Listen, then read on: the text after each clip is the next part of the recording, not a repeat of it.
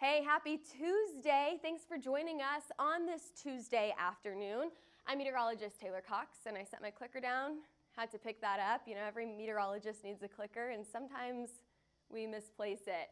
But let's get started here. Your forecast today has a little bit of everything in it. Supercells likely this afternoon through parts of Alabama and Georgia, seeing that uptick about an hour ago, and that will continue through this afternoon. We have two more rounds of storms in the forecast. So we have that round today and another round for tomorrow through our New England states. And that flood risk also continuing for tomorrow. We had so many headlines today, I couldn't fit them all on this graphic. If I were to choose a fourth headline, I would choose the cold temperatures that are coming down into Texas, which we will also be talking about in this forecast. Yesterday, storm reports weren't anything to speak about. I mean, really, it was pretty quiet other than the flooding concerns yesterday, and then of course the snow farther out to the north and west. Now that flooding concern that we saw yesterday was ongoing this morning. Through Birmingham this morning, it created a really, and actually I'm going to go back to this graphic. It created a lot of trouble, tricky travel this morning, tricky commuting this morning.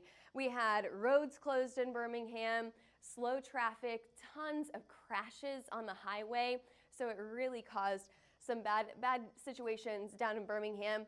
On our Instagram, I reposted on the stories section, I reposted flood waters that were coming out of the drain in Birmingham in the city, and it was just spreading across the sidewalk. And it's a really interesting video. If you're interested in that, head to our Instagram stories to see that. All right, let's take a look at snowfall totals yesterday. Snowfall totals just barely missing Denver, going to the south along I-25 and just to the west of I-25 and some of the upper elevations, getting some really good snow yesterday. We are cooling down. I'm sure a lot of you felt it this morning. We sure felt it here in Oklahoma, where yesterday was a little dreary. It was very cloudy out there. And look at this cool down that came in from yesterday to today. This extends all the way down into southern Texas. So we are also watching for a freeze watch down in Houston. We could see temperatures sub-freezing by tonight and into early tomorrow morning. There's the cold front, the culprit of all of this cold weather that is moving through right now. We are going to continue to see that cloud cover and cold conditions throughout the rest of the day, and then we'll slowly warm back up here in the southern plains as we head into the later portion of the work week.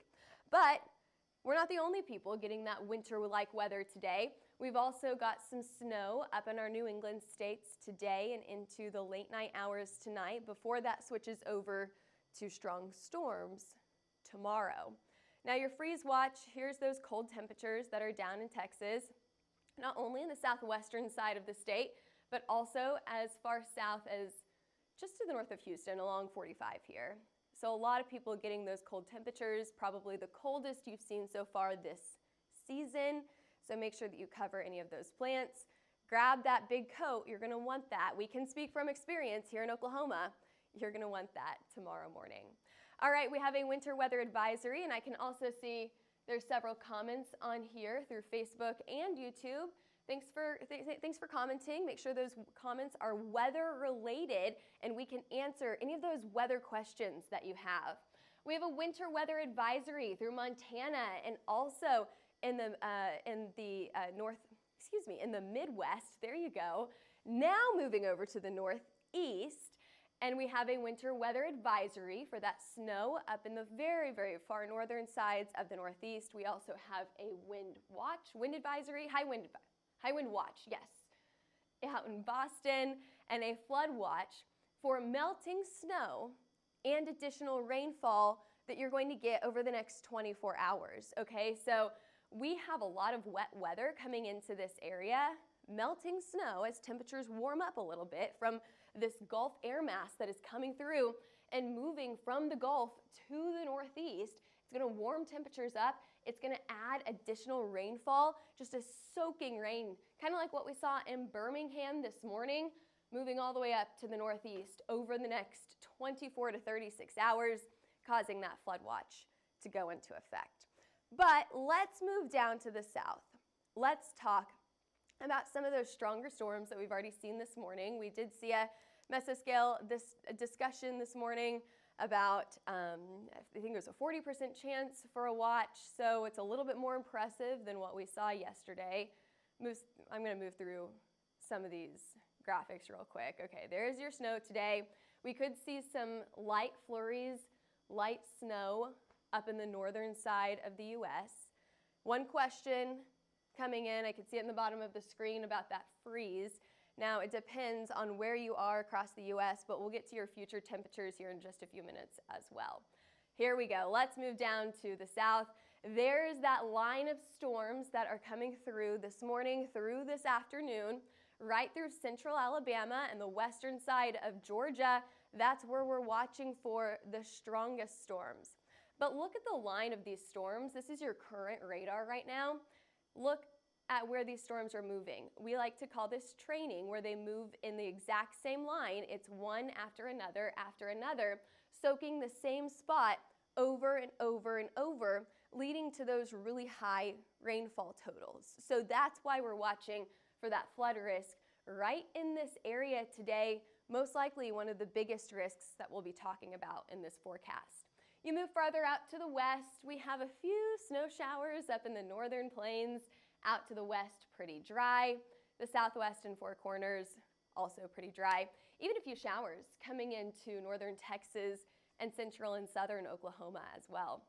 There's your cold temperatures. We'll talk about future temperatures here in just a minute, but here's your current temperatures: 39 in Oklahoma City, 49 in Dallas, 64 in Houston. Usually by this time of the day, temperatures in Houston are already in the 70s, and it's just going to get colder. We do see some 70s out there out in Miami, 60s in Atlanta. Now, the storms today, zooming in a little bit and looking a few hours ahead, you can see that these storms are going to really hug the Gulf states and then stretch up the East Coast. And this is going to be the trend over the next 24 hours. So this afternoon, we're still going to see that rain, that flooding potential right through the central portion of Alabama to the western side of Georgia. This area is where we're going to see the best chance for severe weather. That's going to move up to the Carolinas through the late night hours tonight and into early tomorrow morning. So if you're in South Carolina, North Carolina, especially near the coast, tomorrow morning you may be waking up to some strong to severe storms. Make sure that you have multiple ways to get those alerts so that if you are still asleep when these storms come through, it'll wake you up. Okay, excuse me. I'm going to take a drink of my water real quick, and then I'll show you the wind forecast. Excuse me. I've been fighting off some little cough here recently, and I would assume it's the changing of the temperatures here in Oklahoma. It's just like a roller coaster of temperatures. Let's talk about the wind forecast now. In New Orleans, a very low chance for that high wind today. That high wind risk increases in that area that I was talking about earlier. Central Alabama to the western side of Georgia here, Columbus, we have a moderate risk level highlighted there in yellow. My assumption for wind speeds, I think, will be right between that 60 to 65 mile per hour range. Could we get up to 70 miles an hour? It's going to be pretty isolated. I think that we're going to stay closer to about 60 to 65 miles per hour for those high wind gusts. Now, we did see the risk upgraded from a level 1 to a level 2 for severe weather today, and that also included that tornado risk. So we have a level 2 risk for isolated tornadoes in that same exact area just over Columbus for this afternoon. If we are going to see a tornado, it's probably going to be wrapped up in rain. It's going to be very, very hard to spot these spinning storms. So what I would suggest is make sure that you have your weather alerts turned on and make sure you're not driving into anything you can't see through. So if you can't see the car in front of you, make sure that you're taking extra precautions, especially while you're on the roadways. You're going to see heavy downpours from this, and then of course that tornado risk as well. Okay, taking a look at that hail size today, if we see any hail at all, and tomorrow, I think it's going to be on the smaller side here. I actually brought this hail size down from what we had yesterday. I think we could probably go even smaller, up to marble-sized hail. For the hail risk today, I say low to no hail. However, the other hazards that we're watching for both today and tomorrow is that tornado threat in the medium category, that level 2 category. High winds also in the level 2 category, medium category there. And then that flood risk. That's going to be a big topic of conversation, not only this morning, but also through the next 36 hours, through tomorrow morning, through tomorrow evening. You can see those high rainfall totals that we are expecting anywhere from the Gulf all the way up the East Coast. So let's break it down day by day for you. Heavy rain in the Gulf states today, but this stretches up to the north and east along the East Coast for tomorrow. We get a little bit of a break by Thursday, but our attention turns back to the west, not too far west. We're only going into the plains by Friday, where storms are likely to initiate once again out in eastern Oklahoma, all the way up through some of our Mississippi states, Mississippi River states here. And then that'll track to the east as we head into Saturday. It could be quite a soaker to kick off the weekend on Saturday, anywhere from Texas all the way up to the Midwest. So right now we don't have a flood risk on Saturday, but that may change as we get a little bit closer to that date and we see more information come out about these storms. Let's break down the flood risk just today and tomorrow. That area that I mentioned earlier, our storms are kind of lined up like this in our radar right now. And so that's where we're watching for the highest risk for flooding. You're just going to see rainfall totals climb and climb and climb in this area, and it becomes too much of a good thing very, very quickly. So we have a level 2 flood risk there. That flood risk moves up to the north for tomorrow. And remember all of that snow that we've been getting up in the Northeast and New England states? That is going to start to melt, and then we're going to add some rain on top of that, causing a flood risk once again for tomorrow. And we talked about that earlier as well. So there's your future radar. You can see the progression of these storms moving to the east. Some of the biggest risks here, I'll break them down in just a minute, but they're going to hug the East Coast right here and just travel up the East Coast from tomorrow morning, starting in the Carolinas and then moving up into the afternoon and evening hours. More of a wind threat anywhere from New York to Boston. You can see some of those storms still lingering through the evening hours Wednesday evening. Okay, let's break down some of the hazards here. There's your instability. We just talked about this progression, traveling to the east, really hugging the coast here. The hail risk, we talked about this just a minute ago. Very, very low, low to no is what I like to say for this hail risk. We are just not in the right conditions. This time of year, December, is really, really tough to get a really good hailstorm. But that tornado risk is definitely in the forecast. And you can't say, oh, it's December, we don't see tornado risks in December, because actually 3 years ago today was the historic Kentucky tornado. That was very, very devastating. So we want to make sure that we are still keeping an eye on this. Level 2 risk is something that you should be keeping an eye on. So this is for tomorrow. This is your tornado risk for tomorrow. It's a level 2. Once again, that moderate risk highlighted here in yellow goes anywhere from Wilmington all the way just to the south of Virginia Beach. And then that wind risk just a little bit farther to the north here, anywhere from the panhandle of Florida through Virginia Beach up to New York City, and then all the way into Boston. Again, this is going to be a little bit later in the day, while some of those storms farther to the south, a little bit earlier in the day. All right, I think we're getting into the snow now and colder weather, so I think we're going to talk about that Texas cold weather here. There's all of that rain and snow that we're getting today and into tomorrow, so no wonder we have a flood risk up to the north and a flood watch for today and tomorrow, because we're not only getting rain tomorrow, but also today.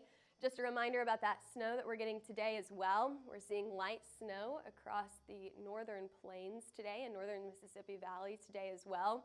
You could see some flurries out there, but it's really nothing to worry about too much. And then out to the west, later in the work week, we're going to see snow in the upper elevations as well.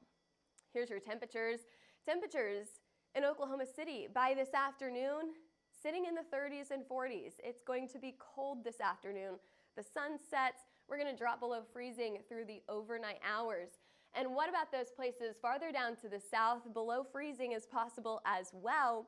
That will most likely be late tonight while you're sleeping, or early tomorrow morning before the sun comes up. It's cold tomorrow morning. You're going to want that big jacket. Okay, the coldest air still is isolated up to the north in places like Bismarck and Minneapolis. Temperatures will stay cold in these areas, as you can kind of see this system pulling down that Canadian air, really cold here, below zero for both Bismarck and Minneapolis as you wake up on Thursday morning. Now we see some relief a little bit farther to the south. We see some of this warmer air try to push its way in, waking up on Thursday morning in the 40s, Thursday afternoon in the 50s, farther down into some of our southern states, finally drying out for some of these southern states as well. I see Alan on Facebook today saying happy Tuesday. Happy Tuesday to you as well. I hope that you're staying warm today, Alan. Alrighty, as we head into Friday, we're seeing the 50s down to the south, 40s just through the center of the U.S., and the teens in Minneapolis. Look, we're warming up Minneapolis. We're not below zero anymore. And then we will continue to stay in the 50s with maybe another cold front through the weekend. All right, thanks for joining us today. Make sure you follow us on Twitter, Facebook, Instagram, YouTube, or TikTok. Whenever we have storms, we are pretty active on these social media platforms. And, excuse me, gotta get a drink of water here. All right, wrapping up, give us a call. If you are interested in a wind, tornado, or hail map, of course, we have that wind and tornado risk for today and tomorrow, and we'll be mapping it here at HailTrace. If you don't want to call, you can also email at info@hailtrace.com or head over to our website to see what we are about. All right, thanks for joining us today. We'll see you back here, same time, same place tomorrow.